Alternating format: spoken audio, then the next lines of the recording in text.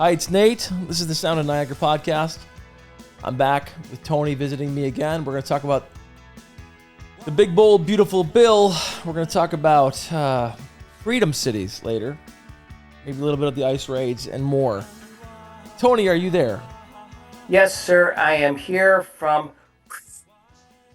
From where? the Cave of the Winds Oh my goodness, you're down in, at Na- the. in Niagara Falls. How's that going? Well, it's pretty wet, actually, and it's pretty windy. That's why I'm not there. I'm just doing a virtual, like a hologram of a pod hologram of the Cave of the Winds. But I have to say that these 3 months, June, July, and August, are probably some of the finest weather in the United States. And just like we have a lot of snowbirds that go to Florida in the winter, I think there's a lot of business that could be done having reverse snowbirds. In other words, people from some of these very hot climates right now spending their summers in the Buffalo Niagara region, Chautauqua, My Benny. brother used to always say that we should put a big sign in these cities, like in North Carolina or wherever, where we lost all these citizens. Big billboards that say, "Come home to Buffalo." Yeah, To advertise to all the people that might miss it and want to come home for a trip. Um, yeah. so they passed the bill this morning, right? Well, actually, just right now at 2:36, just 2:38 p.m. now on Friday, Thursday. Today's Thursday, right? And they just passed it, and it passed by a 218 to 214 vote in the House. And as you know, it was a 50-50 vote in the Senate, which was broken by Vice President Vance. So by the narrowest of margins, this bill has passed and will likely be signed into law by Tomorrow. Trump's self-imposed deadline tomorrow on July 4th. Yeah, what a joke. So the bill, they're trying to claim that it's a big tax cut for everyone, and it's not. There's some, crumbs for people, regular people, so-called middle class voters, whatever you want to say. You're getting some crumbs in there, but we're talking about trillions of dollars of giveaways to the richest Americans. Now, I don't understand it, and I'm going to say to you, what is the point? The point is that they're already rich, so we should make them richer so they continue to invest in our economy? Is that what it is? Well, actually, what I think it is for the Republicans is when they are out of power, they are the picture of fiscal rectitude, where they have to just watch the budget and what's going on, etc.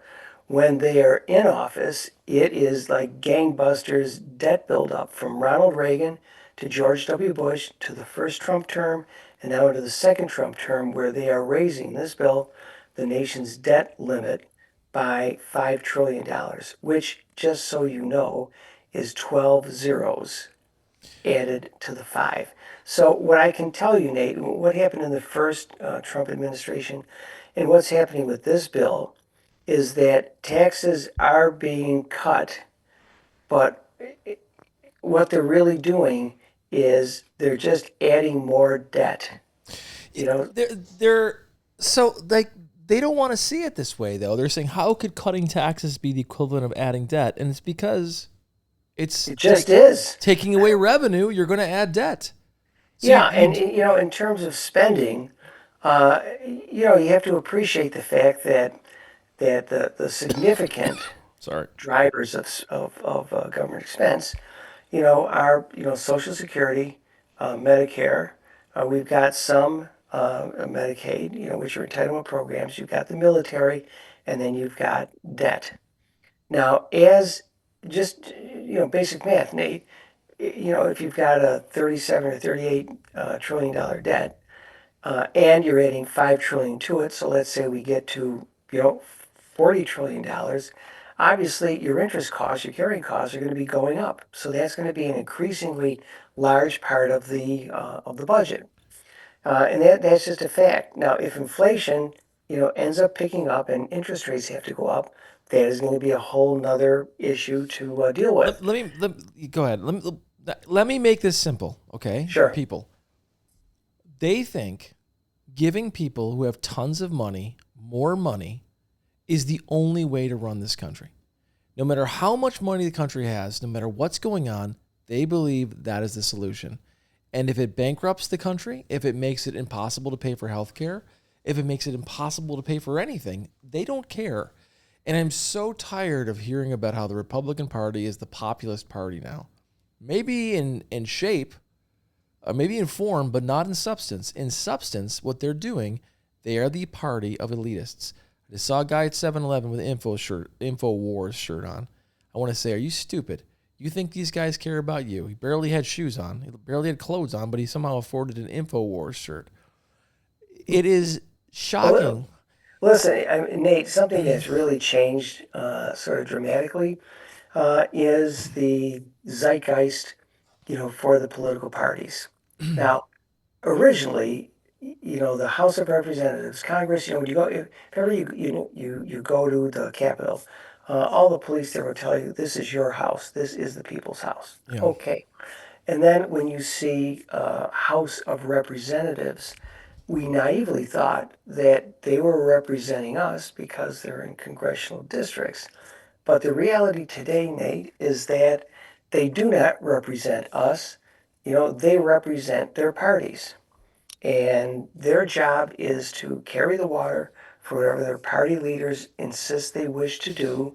And honestly, we end up coming second because, many of the People poor do. people who voted for Trump obviously didn't vote to have their health care rescinded or didn't vote to have their So SNAP let's break it down to taken the away. simple, basic. We know, if you're paying attention, the Republican Party is going to close your hospital. They're going to take away your health care. They're doing it as we speak. This isn't spin. This is what they're doing. But I don't think a lot of people, honestly, if you stop people on the street, this bill, and this So is this is what I'm getting at. Why don't they know it? And well, I because of have the to Steve. conclude that the fact that the Democratic Party is terrible at messaging. Well, I do think Steve Bannon is a rather clever fellow, and his whole point with the second administration is to flood the zone with so much stuff going on continuously that you can't pick any one piece of it because you're going to get hit with four other pieces. And I think in I this bill, they have crammed so much junk into it. People don't know what to listen to, and if there's so it's our job and people like us to tell them. right. So this is what I get upset by Democrats about. You're not communicating in the way people want to hear. You make it feel like homework. All right? That's it. I saw Hakeem Jeffries this morning. I'm like, you want us to feel sad? Get us fired up. Get us to feel aggressive. Get us to feel that we're in a fight and we have to fight back. Hey, Don't my wife is a nurse, and she works at one of the major health systems in Buffalo. And she got an email from the CEO of the health system, and he indicated that these cuts to Medicaid are going to be catastrophic for the system. They may have to close facilities, they may have to have layoffs, but it's going to be a very So difficult time. communicate that to me in a way that you can get this guy at the gas station to listen. Because to me, the people on the left are desperately afraid to look stupid. So they're constantly putting on airs, constantly putting on Okay, press releases. What are you going to say to this guy at the gas what I'm station? going to say is this. Do you have health insurance? Yeah, right. No, no, okay, look, seriously. Do you have health insurance? Let's say they say, yeah, I got Blue Cross Blue Shield, I got independent health, whatever it is, I got that. So guess what? This bill passes, your insurance rates are going to go even higher than they are right now. Really? I didn't see anything about they were going to do that. Well, in fact, what happens is in our society, if you're pulling back on Medicaid funding, and again, Nate, 40% of the births in the United States are paid for with Medicaid. Such a great stat. Yeah, I've heard that. 43% of all nursing home bills are paid for with Medicaid. So, what I would say to the average person out there who says, well, I'm not on Medicaid, I'm not in a nursing home, why should I care? Here's why you should care. In our society, hospitals cannot turn people away, they cannot kick them to the street. They have to treat them, all right? Now, For now, if we are withholding, I got it, if we are withholding Medicaid funding, what that means is the money has to come from somewhere else, and what they're going to do is to upcharge people who've got private insurance, which means your insurance rates are going to go up even higher than the 20% increase that we're seeing this year. So I was down in Lockport, okay? Saw this kid, not a kid, in his 20s. Still A a younger guy. Yeah. He had a t-shirt on with Trump with 2 middle fingers and said, "F you, you missed." And I said to him, he's a nice kid, I could tell. He had a mullet and he was taking pictures and stuff. And I said, "Hey, buddy, I got to ask you, why do you like him?" He's like, "Who?" "The shirt." He's like, "I'm allowed to wear the shirt." I said, "Sure you are. I'm literally asking you why you like him." Mm-hmm. He couldn't come up with an answer.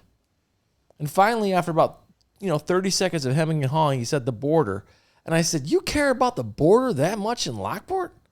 I go, "What's the border to your daily life?" Yeah. And I just don't think the Democrats talk like that. I think the better question, Nate, is after all the smoke and mirrors are done, what's he done for you?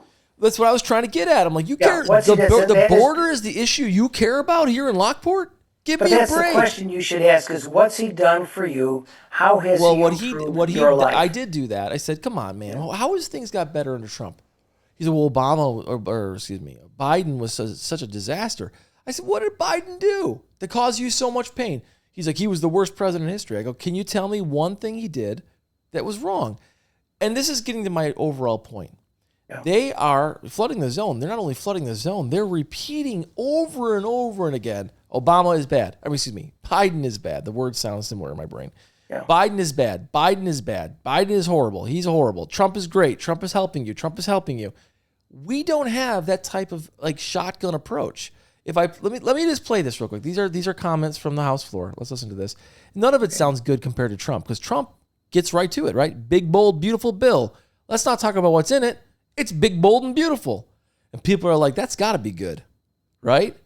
Let me play. I agree, but listen, Trump, like I've said, he's been in people's living rooms for 50 years. He's been in their supermarkets at the checkout counter for 50 years in tabloids. He is America's P.T. Barnum today. He is the greatest self-promoter. He is Ron Popeil on steroids, hawking the Vegematic. That's what he is. That's what he does. And the Democrats don't have anyone remotely like him. Even close. Right? And if I'm watching, but not just that, I'm watching his stupid. Listening to this podcast from the New York Times. Most of the stuff the New York Times puts out, I can't stand, by the way. But I listen to it because it's ubiquitous. And they're talking about how the Republican Party is actively moved away from being aggressive internationally with war and towards working class. And I'm like, it hasn't. It talks like that. But in practice, it is elitist as ever. I agree. The interesting thing is that, Trump, he fashions himself as an isolationist, but he ended up, and this is, I don't know, the first 7 months of his tenure here, he has bombed Syria, he has bombed Iran, and I think he's ended up bombing some other place, two or three places. He bombed the Houthis. Yeah, the Houthis, that's it, in the Strait of Hormuz. So, he's got these three bombing missions, any of which could have started a war in the Middle East.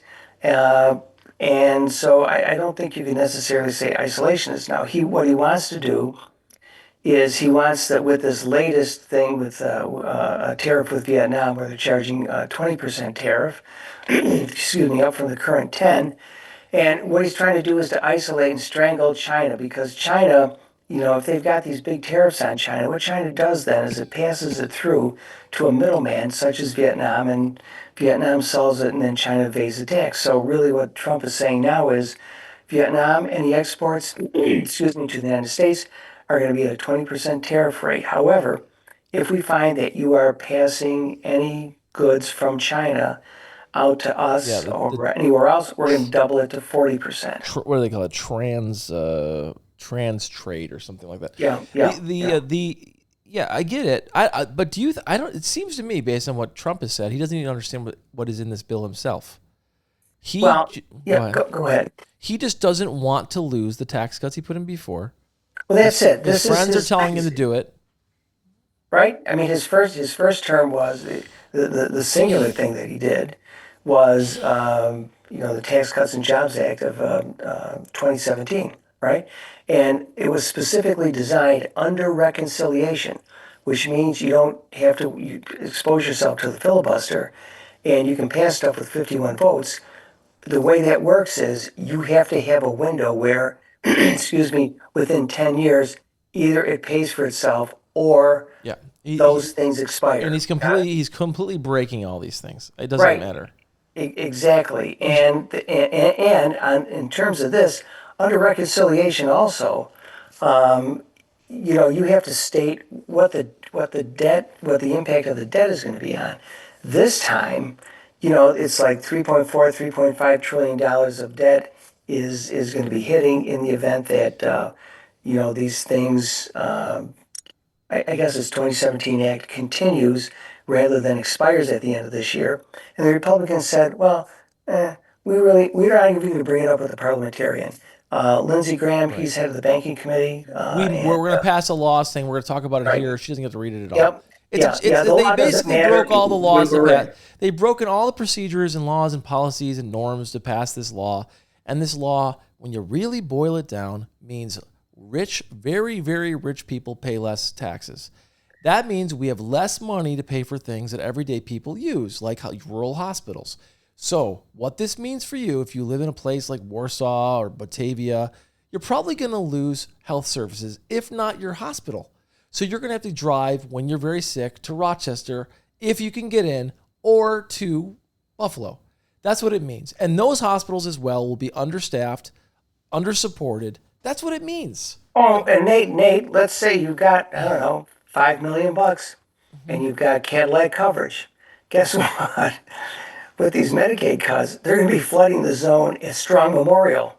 They're going to be flooding the zone at Buffalo General and in the Catholic system. And so you think you're going to be able to get in? If I get sick, you know what I'm doing? I'm just going to tell you if I get sick. What? First, I'm going over the falls in a barrel if I get real sick. Don't wait, don't get sick. Okay, for real, I am going to leave the country. I'm just telling you this. I will go to London or I will go to Asia and I will get treatment. That's it. I've done it before. I've gotten dental treatment overseas because it was like 15 grand to get what I needed to get done here. And I got it done overseas with my gold cap. Gold. They don't even do gold. No matter how rich you are, you're not going to get gold caps. I got a gold cap in South Korea for about $500. So Listen, go I ahead. don't think you should be publicizing that. Why? Is it illegal to Because travel no, for because medical listen, tourism? listen. One day, some guy may show up at your house with a pair of pliers. All right. What is this, the Three Stooges? He's going to go for your molar. I just want to put you on notice that this could happen. I Other went for people, a cleaning recently, and the lady said, "Where did you get your dental work done? It's beautiful. You yeah. actually have gold in your mouth." I'm like, "Yeah, South Korea, a country that that is we actually have military bases there, but they have better medical treatment than we do." And people get So mad when I say this. If you go to South Korea, if you get sick, you go to the local doctor. He's probably trained at Cornell anyway, and he will give you better service. hey, listen, I have a client who needed a double knee replacement, Uh-huh. and she went abroad for that.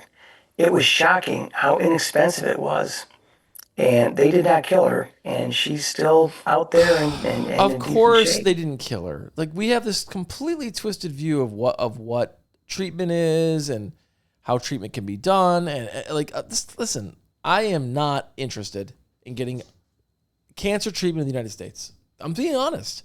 I have so many family members who've gotten hundreds of thousands of dollars in debt because of cancer treatment and still got sick and died. How about I know this? I multiple have people. Go ahead. Well, I have no interest in ever getting cancer treatments. How about that? That's good.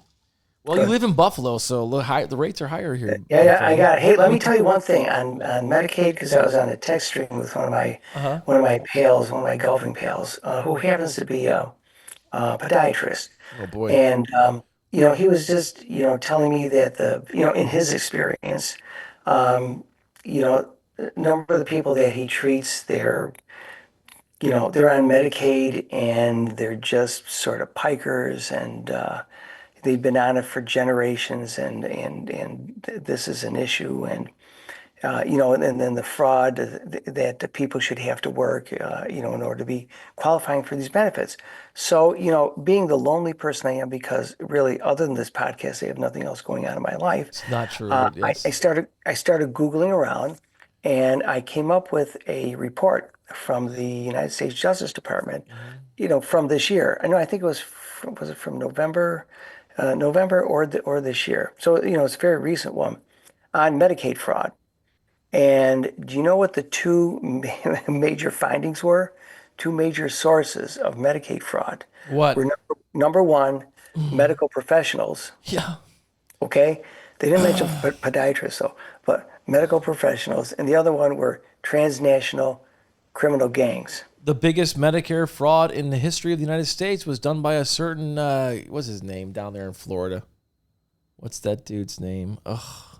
I forget, but I'm telling you, it isn't necessarily people who are Of uh, course. who are illegals, or as people who are sitting on their couch watching a sports center eating Doritos all day.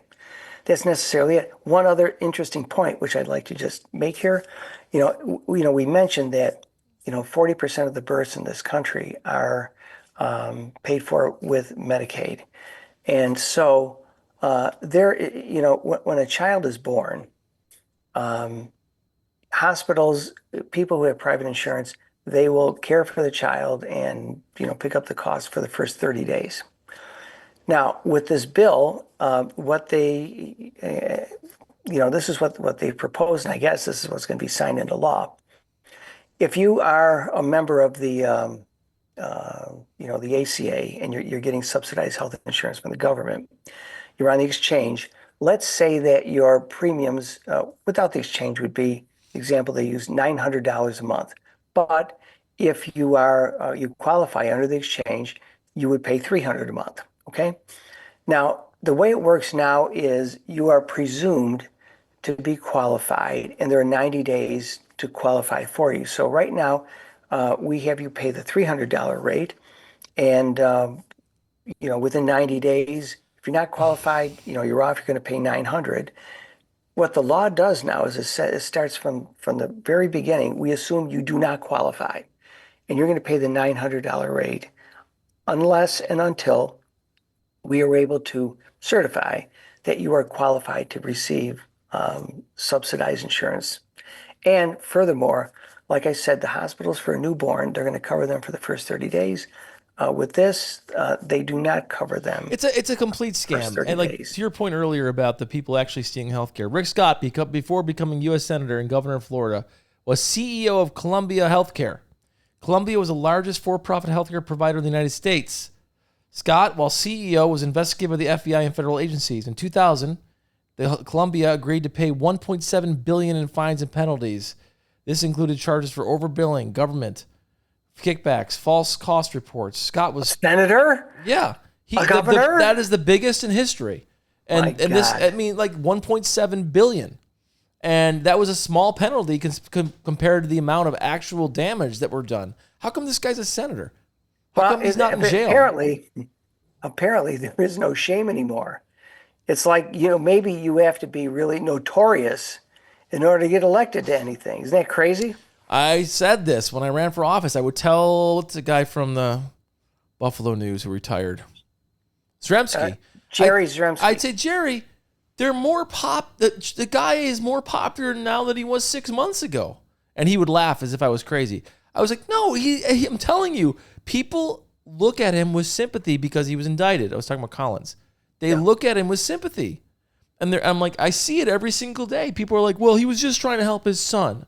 And I'm telling you, a level of notoriety or infamy among certain people in America today, you could see it with Trump, is a badge of honor.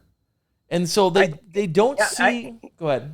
I agree. And he's used his pardon power to sort of say that the notorious, they may be bad boys, but they're really good guys. So Yeah, they're like, he says that. I'll be like, he's a good guy. I'm like, is he a good guy? he just ripped you off. He is not Yeah. a good guy. He's He ripping, just he's stole ripping, from you. he's telling people, trust me, I'll help you, and then he rips you off. He's not a good guy. Yeah. It's crazy. Okay, let's talk about next thing, right? Well, I want to talk just briefly about ICE. ICE. I mean, ISIS. Did you see? There's video of them urinating in an elementary school on the ground. I did not see that, but Wow, I man, know there's a lot of shame around ICE. Shame, right? they're shameful. You No, wear no, no, no. masks. They're outfits. They're outfits. These are shameful. All right.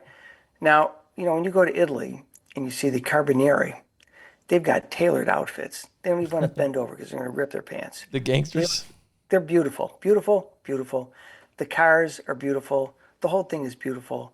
They're paramilitary. Let me tell you, you don't even take a picture of them. Why are they so beautiful? Like, why does Italy have such an elevated sense of style? I don't. They really do, Nate. I have to say now, It's not these even guys, close. Yeah, God Almighty, they look like they. I don't know what the hell they climbed out of, but they it's look like terrible. slobs. They really do. And And the then what is tattoos, this with the band? the What is it with the bandana? bandanas. It's slobs, man. Now, listen. If you are the law, you shouldn't have to have your face. If you're not doing anything wrong, you shouldn't have to have your face covered and sunglasses on and look like. I like these. Yeah, I agree. I like these ice videos where these guys are like out of breath and like falling over. Here, It's yeah, like no, I got it. But listen, I think there's a point of confusion here because ICE, they're dressing up like ISIS. All right, they look like ISIS. And I see this flag. I don't know, the camouflage flag on them. I guess they must be American. But for God's sakes, we have laws, we have rules. People don't show up at your house to serve you or to arrest you or whatever else. Like they just walked out of Fallujah and they can blow your house up if they wish. This is ridiculous. It's overkill. You know what it is? It's intimidation. Same thing with this goofball Alligator Alley, Alcatraz yeah, yeah, that they're trying to do. Alcatraz, by the way, for anyone who knows, it's a beautiful island just off the coast of San Francisco. yeah, That's what it is. And yeah. I've been there. It's a beautiful place, not in prison, but I mean, it's there. I love San Francisco. This is the thing people say, "Oh, San Francisco's terrible." I'm like, "Have you been there? It is pretty Yeah, gorgeous." it really It's like is. parts of San Francisco. Yeah, there is some homeless people there downtown, like every city in America. But parts of San Francisco are pretty close to utopia. So, You can't. What is that? What is that little city across the way? Ugh, Mars. It starts with an M. you don't mean Oakland, do you? No, no, no. Parts of Oakland are pretty too, though. What's that city on the other side in Marin County? I don't know. Monterey.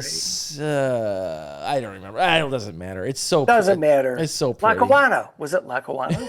No, It was Lackawanna. not No, Lackawanna. it was Depew. No, no. Hold on No, a no, second. not the Pew. Uh, Sloan? No. So listen, here's what they're trying to do. Anywhere the president goes, they got to cover him, right? Sausalito. Sausalito. That's what Sausalito. it, All yeah, right. I'm sorry. President is new. So what he does, he goes over to these cages that they put on the alligator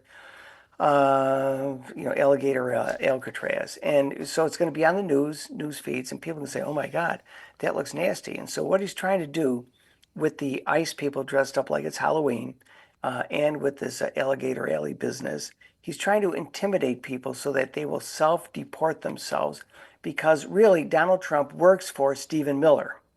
Yeah. Donald doesn't do much. He plays, he makes jokes, and he flies around. He plays golf. But Stephen Miller really is running the White House as the second in command chief of staff. And when he says, "Mr. President, I need 3,000 people a day deported to come up with 1 million," then we're not going over after Wait. the criminals. And one of my friends was a former federal law enforcement, a number of agencies, and he told me, he says, "Tony, look, the way this should work and the way it would work is that we go up to all of the prisons that are out there. We say, look, you've got guys here that are bad guys and are also illegals. Let us come in, let us take them. There's going to be no big stink. You're going to have less trouble in your prison, and the people who've got criminal records that are illegals will be sent out of the country." But the polarization is so great right now, they won't even talk to these people. They won't even talk to them to be able to have that conversation. And that's really unfortunate, because that's the way it ought to work, I think. Yeah, well, ICE agents I just looked it up. ICE agents are allowed to wear masks if they're dealing with gangs out of fear of retaliation. Like, listen, you're not dealing with gangs when you're in elementary school. You're not How about dealing. that woman they nipped from one of the universities? There's lots of them. Did you hear about the woman they nipped from her house and she was chained to the wall and she told them, "Hey, I'm pregnant," and she was American. She was married to an American. She said, I'm pregnant. And she was forced to deliver a baby alone in a cell while chained to the wall.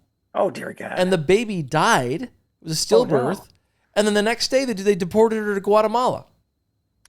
I mean, that's America. That is like Nazi. I'm sorry you don't like the word Nazi, America, but that is Nazism when you're doing that to people. Let me ask you this. How many people go to church every Sunday and they are on the path to righteousness, and you hear them talking, and it's anything but Christian, if that's your, religion of du jour, okay? Mm-hmm. And there just appears to be a real disconnect between what, many religions, most of which are, right, peaceful, right, and are looking out for, right, theory, right, and looking out for the least of our brethren. It's really remarkable, some of the harsh attitudes people have towards other humans, and yet they will go to church and whoever the pastors, the rabbis, whoever, they don't seem to be able to have much of an effect on them. Yeah, it's disgusting. It's like the pastors seem to be, in some cases, engaging in it. They feel like they're justified to do anything because of their religion. Well, I tell you what, I think what it all comes down to, and I hate to say it, because I tell a lot of clients you just have to understand, money is radioactive. You have to be really careful the way you handle it. And I think many of these congregations and religions are afraid to come out and talk about the murder rate in this country because it's like everyone's got 2 guns. I think they're afraid to talk about the immigration and the fact that, Joseph and Mary and Jesus were sort of immigrants, illegals. Couldn't be set in a place they ended up having to be born. It's worse. She was pregnant. Yeah. She was pregnant. They didn't have a place to go. This is our religion is not the religion of Thor. We don't believe in a thunder god or Zeus. Our religion that I was raised in believes in the savior of mankind came to a homeless couple that was forced to flee. That was forced to flee government to avoid persecution. Now you have the exact same thing happening now. And what do we hear? Nothing. Do you hear? I don't know. Do we hear do we see any bishops out there, the American Council on Bishops, coming out and saying for Trump that your treatment of these human beings is unconscionable?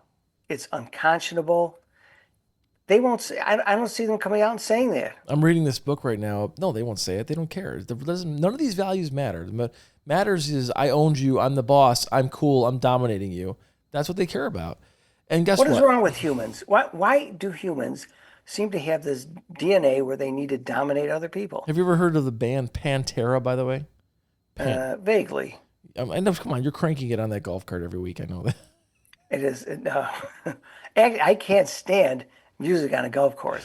I go out there. Unless it's Pantera. No. Right, so I can think about what I'm going to say on this podcast. There's no music golf. Well, no, it's good meditation. People love it. I get it. But Pantera I just read this. I'm reading this book about early Christianity. And there was an early Christian belief before the divine theory of Mary's birth was developed, or Jesus' birth. Pantera was a Roman soldier who, God forbid I say this sacrilege, but this was an ancient belief, raped Mary and impregnated her. Oh my! Yeah, that's where the word Pantera comes from, and I thought that was terrifying that a band named themselves that, but also terrifying that was a belief. But it kind of logically makes sense if you have this repressed people that were under the boot of the Romans. But anyway, it doesn't matter. Whatever you believe, the modern version of Christianity teaches that there's this family that was in a desperate situation that needed help. Right. And they didn't get it. They didn't get it. And those are the people that we're supposed to teach us that Jesus or that divinity is amongst all of us, and that we should look at all people as noble and good. I mean, I don't get this. I really don't get it. I don't get the hatred. I don't get the meanness. Now I got it. The cruelty is the point. And I have to ask you, this. As crazy as it sounds, do you think, because I would, like tomorrow's the 4th of July, Independence Day, It right? is. And when you look at the Declaration of Independence, right, it's all, we were created equal with inalienable rights. Now, this was back then, I mean, it was incredibly vicious, during the American Revolution, on a per capita basis, more people were killed than during the Civil War. In the Civil War, you had 600,000 people killed in this country. 1 out of 3 deaths were from bayonets. All right. So it was a nasty time. And I'm trying to back into health insurance. You know, is health insurance, is access to health care, an inalienable human right? And I would come from the position to say that it is. It doesn't say in the Declaration of Independence, you know, oh, you're entitled to life, liberty, and the pursuit of happiness. Life, health, life, right? No health, no life. Got it? Yeah. So health, but then it doesn't say in health only if you're working. If you can prove that you're working for, They're 20 not going to hours be a able to week. prove. Listen, it's so scumbag. They're not going to be able to. We're going to waste more money trying to see if people are working or not than we would have just giving them health care. I got it. It's By the just, it's way, just, it's so people. stupid. So Nate, people who don't, I mean, this is not tough to It's follow. just People who meanness. do not have access to health care, let's say through Medicaid, they are going to forego health care. They are going to get really sick, which means they're going to get really expensive to patch up. They're not going to go away. We cannot kill them. So and the ER docs are going to have a tougher time because they're going to be dealing with more severe situations than they needed to. Your hospitals are going to get more clogged with people who are I more mean, severely ill. let's It's going to be and let's just not forget. Let's not forget what Jesus Christ Himself. We talked about Christianity a second ago. What did Jesus spend most of His time doing? Healing the healing sick. people. Healing the sick. And we're countries like, you better get to work or you ain't getting healed. It's freaking Yeah. nuts. Why do you think people want health care? Usually because they can't work for whatever reason. And now we're going to move to AI. Let's finish out with this AI discussion. Yo, Now we have AI. And by the way, I'm already going to tell you in advance, the first part of this had some bad audio. oh no. No, but only like the first 10 or 15 minutes. I fixed it halfway through. I noticed it. Why is it you never have bad audio? It's always me. Because you're calling in. If you were sitting right here, you'd have great audio. Well, if you were sitting here, I'd give you a lavalier mic and it would be, that's how it would The be. problem is I have multiple streams coming into one source. So, My God, you sound like a urologist. well, Continue. Oh God, it sounds like one of the guy in the golf cart with you. So anyway, so listen to me. AI is going to basically take out all of our jobs. A lot of them. At least half. Let me give you a quote. The Aspen Institute, which is a really spiffy place that neither of us have been to, but really we should be invited once this podcast, gets some traction. So at the Aspen Institute, Walter Isaacson, who did the book on Steve Jobs, Elon Musk, he was doing an interview with Jim Farley, who was the CEO of Ford Motor Company. And, Mr. Farley said the following, quote, artificial intelligence is going to replace literally half of all white-collar workers in the U.S. It's over, man. Yep. Says AI will leave a lot of white-collar people behind. No duh. No. I mean, like, how do you think, would you trust, I keep saying this to you, would you trust a doctor? I can pull my shirt up and show you the scar from my appendix. It goes halfway up my stomach. This is what I heard. Would you trust Rusty Scalpels who worked on me or an AI computer that can peel the skin off of a grape? I'm just being like, come on. I would take the latter. I just saw a study that they did with Microsoft. Microsoft did a study. They compared doctors' diagnoses versus the diagnoses of AI. AI is not just better, it is remarkably better. I know. Because, Nate, a lot of our diagnostic ability is based on our experience. And everyone's experience is different to a certain extent, which then forms, your insight into what you think a diagnosis should be. So when you've got just massive data out there, That's experience. Yeah, And the experience. you trust the klutz on the golf course who's like, yeah, I work, and no, I don't know your friend. I don't know anything about your friend. I kind of work. I got a secretary. I drink Yeah. once in a while. You trust that guy, or do you trust? Hey, I have the access to every single legal text in the history of the world, and I can access it within 3 seconds. This is Yeah, well, just listen, we did a job posting a week or so ago, and I didn't tell anyone about this, but I'll tell you. okay. And Anyone everyone else who's who's listening to listening. this, go ahead. All right, now, so we got this job posting, and I had someone write it up, and it was like, it's all right. And then I started to edit it, and then I'm on, Microsoft 365. I'm in Word, and it's like, oh, I see this little gizmo gadget here, and it says, oh, this is intelligent. What's what? I said, well, I got to give this thing a try.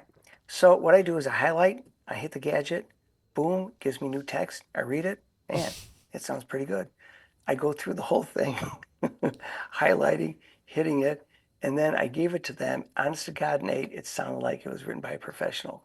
Of course. So we have to understand we're entering a whole new era. How are we going to adapt? Because it makes our life easier. The only problem we have is we're not going to have as much revenue.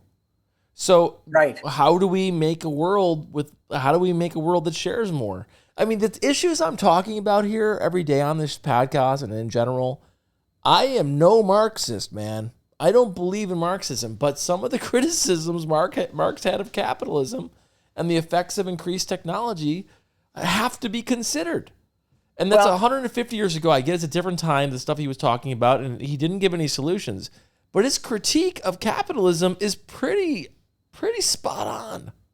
well, there are two things that are going on simultaneously that are really we haven't seen before. Um, And what I can tell you is when unemployment goes on, it happens, typically it's because we're in a recession or a depression, right? But they're cyclical, right? Which means that, they go down and then they come up. With AI, though, it isn't cyclical. This is a fundamental change in how we do things. And we're going to need a lot fewer people to do these things. It is not going to change, and we need to start talking about that. Additionally, if we have these wildfires, floods, hurricanes, things of that nature, right? They can be cyclical over time, but with the warming of the planet, they're not something we're going to recover from. That is going to end up being sort of a permanent state, and we have to understand how to deal with that. So I think these two topics may be a little bit too esoteric for the average person to be concerned about who's looking to just get through the week and get through the month. But boy, somebody up there in government has to be they're thinking about not thinking about things. anything. They're literally thinking about their next vacation. They're thinking about they're remodeling their kitchen. Karl Marx. So this is basically. Listen. There's a lot of things Karl Marx said. I'm sorry to talk about this. Makes a guy like you, as a capitalist, very uncomfortable. But a Like, lot of stuff he talked about was like, wow. Uh, the disruption in economies, the failures, the exploitation that goes on. A lot of stuff he talked about was nuts. I'll be the first one to say that, completely nuts. But the fact that we can't even talk about it tells you there's some truth in it. You can't even talk about it in America. It's a dangerous thing to talk about. What did Marx actually say? And one of the things he said is, under capitalism, technological advances don't serve human flourishing. They serve profit and capital accumulation. And machines are introduced not to reduce human labor, but to cut labor costs and increase exploitation. And that's well, exactly what's happening. Go I ahead. don't entirely agree, but it is, you do want to increase profitability, but I'm telling you, you know, uh, um, industrialization, automation has gotten rid of a lot of dangerous, dirty, awful jobs that people really didn't want to do. And we've eliminated them, and I think that's a great thing. We're able also to put people on what we consider to be higher value types of things, rather than, half killing themselves doing some of this really, really dangerous work. But that's not what he would argue. He would say, oh, let me go through this for a second. Technology de-skills labor, turning workers into machine operators or cogs in a system. This makes them easier to replace and more dependent and more subject to exploitation. He quote, Well, go ahead. okay, he is outmoded because much of the stuff he's talking about has been replaced by robotics. Well, that's what he says. And then that I know, that but they didn't have robots when he wrote this. That's my but point. they had other machines when he wrote this. The I things know, where but things the were other changed. machines required people to do backbreaking work.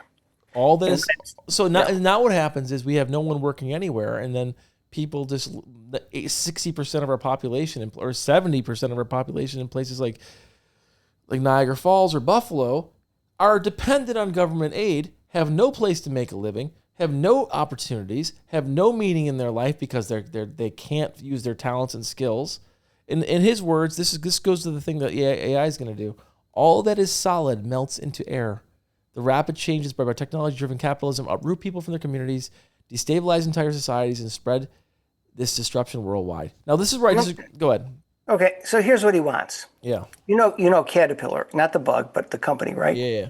All the earth moving equipment. Mm-hmm. What he would advocate, I guess, is that we just shut down Caterpillar and give everybody a shovel because we'd have a lot of work. It No, would be he's arguing the way you deal with this is inevitable. He thinks that he basically argued that capitalism is the first stage to move into something else, and he says the way you deal with it is progressive income tax, abolition of inheritance, free education, centralized credit and communication.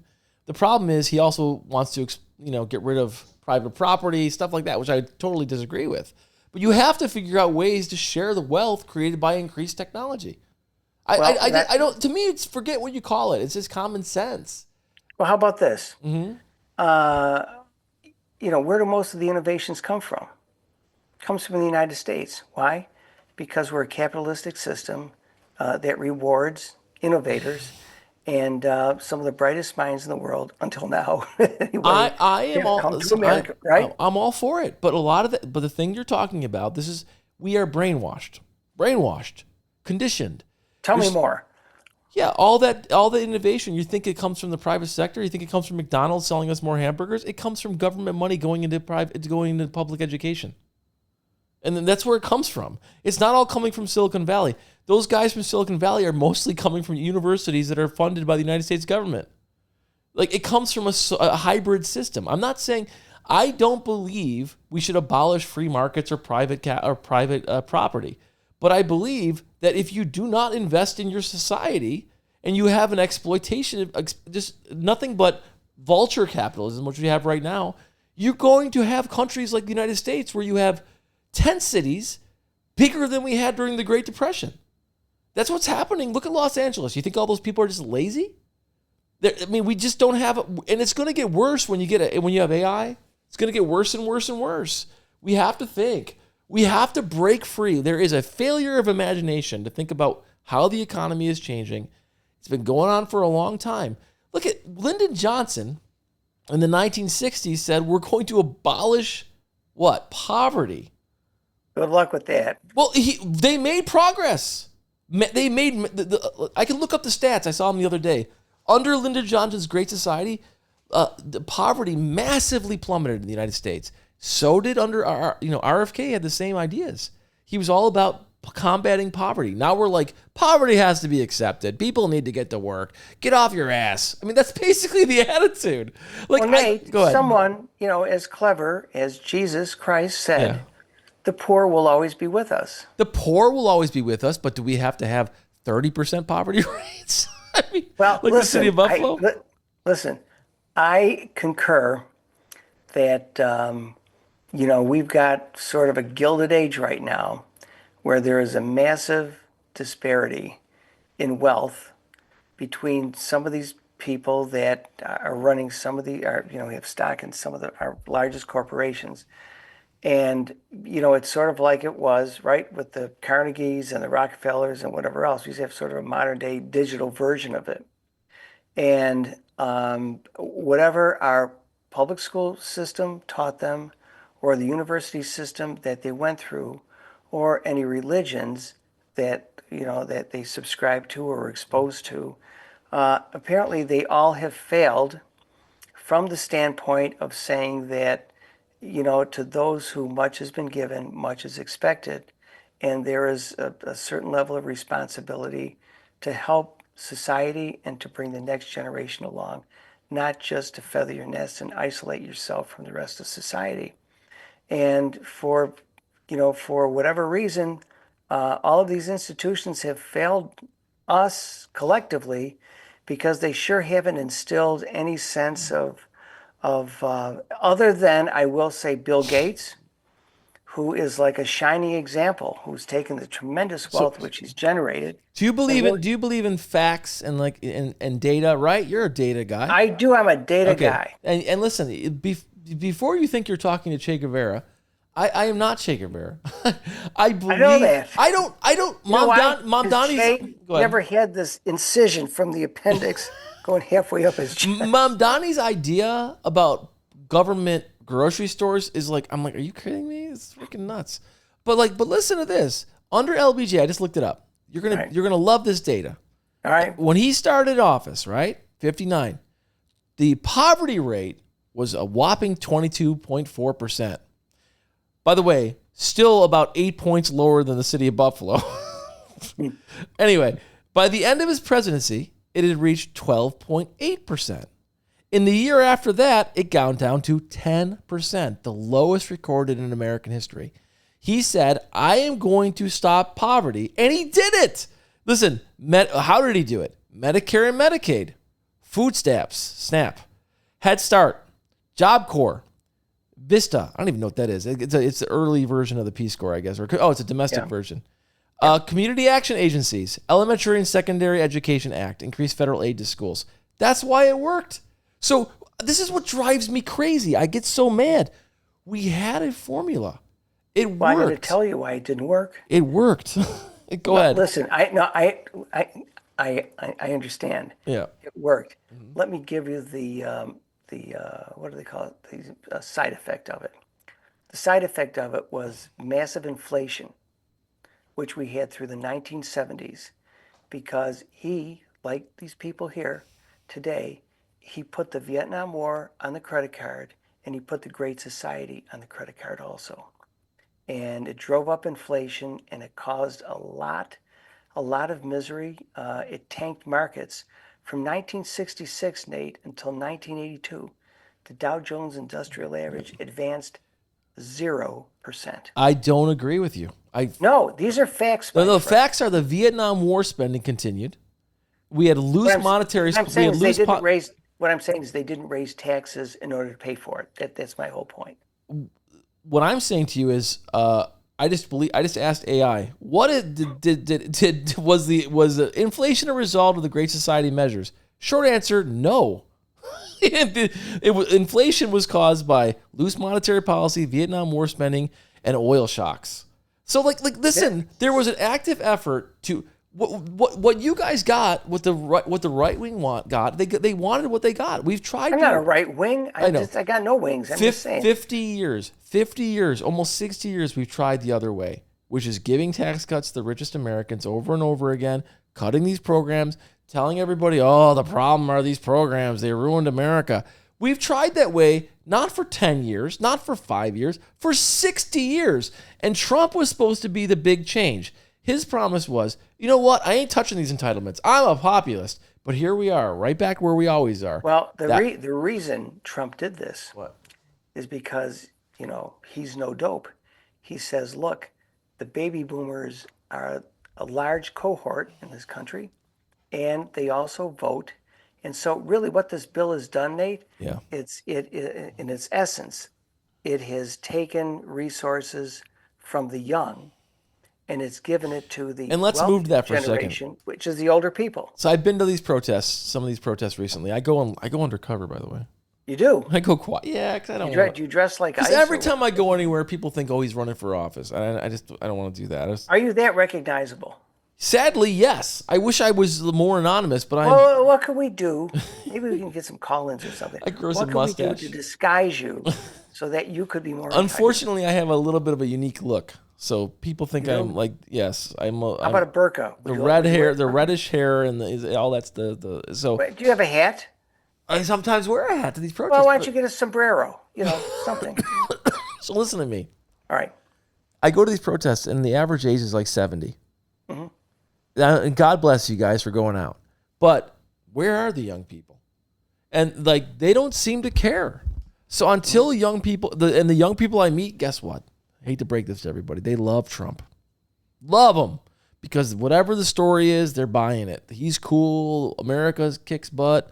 Yeah, they love it. So I feel very hopeless sometimes when I think about it because I'm like, these guys don't get it. And there's Nate, no one. all you got to start doing is asking targeted questions, Yeah. such as the following. Yeah, that helps. Get some young people. Do you think you'll ever be able to afford to retire in your lifetime? Yeah. There's a question. Okay. How long are you going to blame Obama for everything in your life? Well, just that. Are you ever going to be able to retire? Do you ever think you'll be able to afford a home? No. Do you ever think you'll be able to afford to have a family? Okay. No. I would just ask them those questions. Do you think you would be bankrupted if you had a serious illness? Just ask them those four questions. I would be. Now, I got it, but asking them those questions, then you would say, that's what government's supposed to be told my doing. family if I ever get super sick and I got expensive bills, just either if I can't go overseas, put me on one of those ice flows in the lake and Niagara River. No, I'm putting you in a barrel and you're going over the falls. I am definitely. That's not a joke. That is happening. If I'm ever terminally ill, if I have a choice between hospice or some like over the falls, put me in that barrel. Goodbye. Nate, I saw these museum pictures. Yeah. These barrels don't look cheap. Oh God. Well, no, I'm just gonna get like a regular barrel. No. All right. What do I want to say to you? I want to talk about freedom cities before we go. Freedom cities is this new concept. The Trump administration. You sound bushed. I am tired. The Trump administration is pushing that is saying that we have to.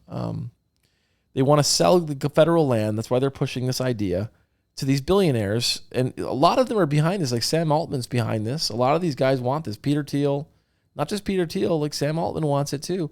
They want to create freedom cities where they don't have any labor laws. They have no taxes, kind of like Shenzhen in China, where you have these economic zones. Basically, they're going to be cities. It's the Peter Thiel stuff I talked to. Not the Peter Thiel, Yarvin, that guy that Peter Thiel loves. It's this idea that they're going to have these, free of government regulation and oversight and create these utopias. Never mind the fact that people like Ford have tried this in the past and all it did was create mayhem. He had Ford. Listen, it makes complete sense. Tell me how it makes sense. Because people with money don't like to be told what to do. Nobody likes to be told what to do, but guess what? I don't mind. Honest to God, I don't mind. If they're telling me to go here or go there, I'll do that. But they don't like to be told what to do. And so I think what they're trying to do, right, is to create their own communities where they are the law. It's like in the Old West, right? It's the sheriff. That's exactly, and that's why they're building it in the West. And that's exactly what they want to do. And I think people who can think will say, you know what, I prefer to have a legal system. I prefer to have other protections in the Constitution, et cetera, than whatever Larry Ellison. Who the heck is going to sign up to live in one of these cities? Honestly, yeah, we bought a chunk of land in Wyoming, and we want you to move out there, and there's no rules, and I could fire you and treat you like crap. Yeah, I don't know. It sounds crazy to me. It's not for me. Let me say that. But it's in Bloomberg law. So look you think I'm a radical because I'm like, yeah, maybe we should think about some of the long-term effects of capitalism and try to balance them against the needs of the people. And these guys are out there like literally saying, you know what? We're going to build our own cities. There's going to be no constitution, no government, no oversight. F you. I mean, who's the radical here? Well, listen, I don't like that word. Yeah. And the problem with that word, it's like racism, where it ends up painting like a whole race with one characteristic or whatever it is. And anytime you hear the word radical, it shuts off your mind and it says, how about communist? I don't need to. I don't. How about Mamdani? Right, I don't need to listen to you, right? Because you are different than me. And so what I like to say is we ought to be able to have robust discussions, not necessarily arguments, but discussions about everything, because that's how all of us learn. And anytime you hear it's radical, what that means is you don't have to listen to that person and what they have to say. Yeah. What they have to say has no value, right? And their point of view is you're not going to want. All you're going to want is my point of view, which means anytime you're using the word radical and calling someone a radical, what you're trying to do is to control other people and intimidate them and demean the other side, because the other side may have a better argument. Good point, as usual. You know, Good point. Let's get out of here. I told you an hour, so. I'm with you. Are we at an hour? Yeah, I'm going to go golf. Actually, Nate, I don't want to correct you, but it's really technically play golf. Oh, sorry. It's like I'm going to play chess. I'm not going to be chessing. Play chess? I'm going to play golf. What's better, golf or chess? Oh. Well, blondes or brunettes, it's hard to say. Holy cow. But I'm going to weigh in with golf. All right. Well, you're a golf boy. Good Golf man. All right. I'll see you soon. All right, boss. Take care. Bye.